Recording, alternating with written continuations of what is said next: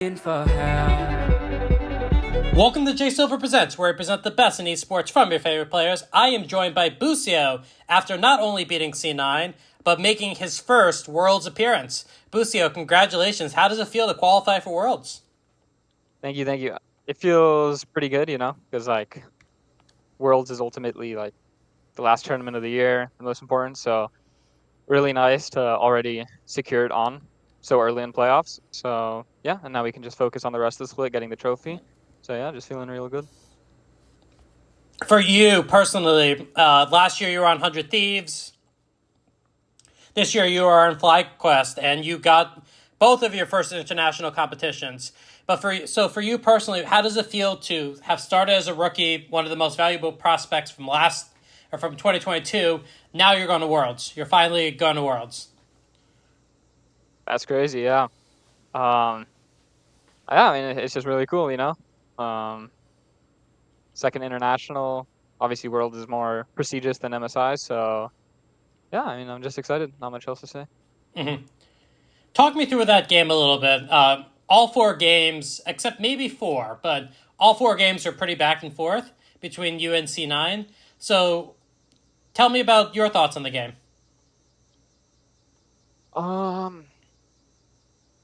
I mean, the games were honestly just very, very slow. Like in the first three games, we had a really hard scaling, and like inaction is action. So we were just like chilling and waiting for the right time to fight because we did fall behind early game or like had a low control in early game due to like either just draft or like mistakes. But we chose the times that we fought really, really well, and I think we're just a better team fighting team than they are. So yeah, they just weren't pressuring hard enough with their leads, and we just kind of got to scale, and then it came down to team fights, and whoever would team fight better would win, and we were the better team fighting team. So yeah. Mm-hmm. You played a wide variety of champions today in the support position. Talk to me a little bit about your thoughts on this support meta.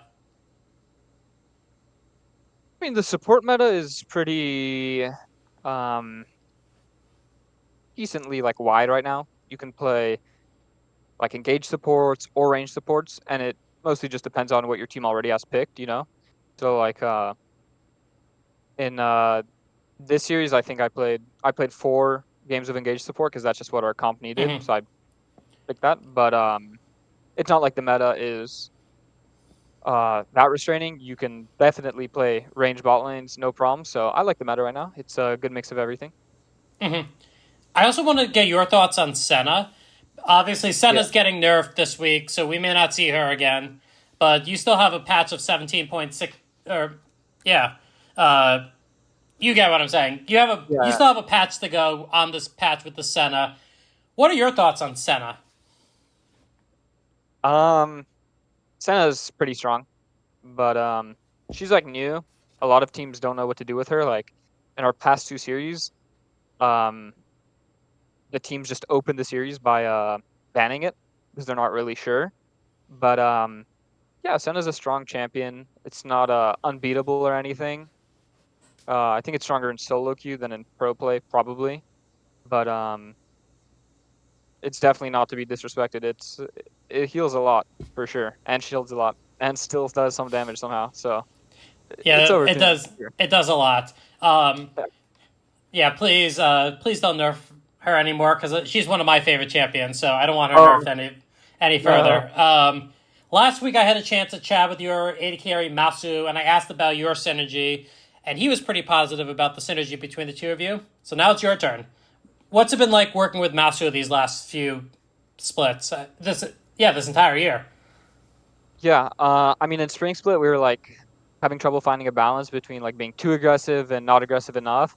And I think now we both have much like wider game understanding, and we know our job in the game, and we know when enough is enough, and we know when to make stuff crazy. So I feel like me and Masu have elevated so much in terms of just how we think and how we play.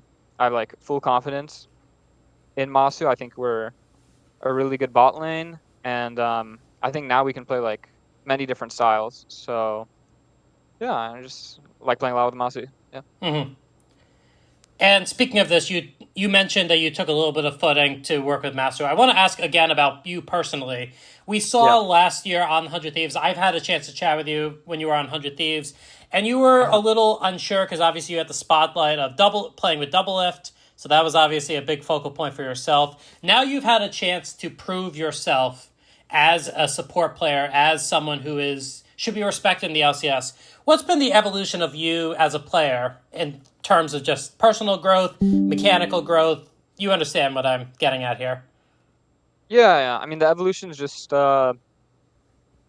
pretty steady. Like every week I'm getting better. I think especially these past few weeks. Like I had some really bad games in the end of the regular season, and ever since that, I feel like I've realized like to think more about like what's important and more about like win conditions. So I feel like I'm just playing better in the games because of that and knowing when to do something versus when to not. And yeah, especially this split, since the mid meta was so like ADC focused at the start, Mm-hmm. and it still is partially, It but definitely now that is. yeah, but I was playing like more through my mid laner than my ADC for a lot of the time. So it kind of boosted my like mid game understanding. So now I think my like mid game understanding is really really good, and like the way I'm using my wards is it all makes sense. So yeah, that's a recent evolution, I guess. So yeah. Mm-hmm. You had one big supporter today in Core JJ, obviously wanting you guys to win. You are going up against Team Liquid once again for a spot at a bye in the YouTube Theater LCS Championship. What are you going to be looking forward to in order to take down Team Liquid?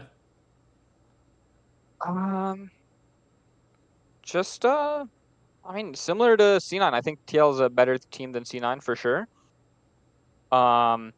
But I mean, just kind of the same thing, just like playing good overall. There's not something specific. It's the same case. Like I think we're a better team fighting team than TL. So we just need to have like good decisions early game, good laning, match their macro, and yeah, when it comes down to team fighting, we will own them. So just need to play well in other aspects of the game. Mm-hmm. Okay. Two more questions for you. Number one, as we mentioned, this is your first time qualifying for Worlds, and we're starting to get a sense of who's qualifying already. We're still waiting on LPL and LCK, but you're starting to see some of these players. Anyone in particular that you've seen so far that you're looking to face off against at Worlds?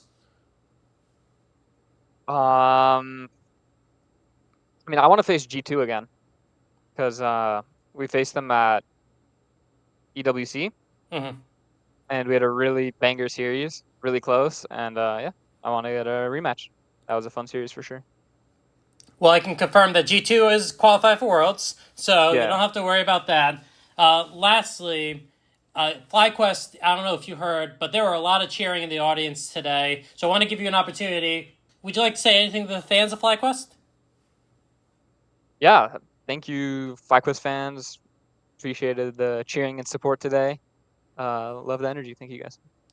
All right, but that's all the questions I have. Busio, thank you so much. Congratulations again on both winning and qualifying for Worlds, and I hope to see you at the YouTube Theater. Thank you. Bye. Thank you. For help.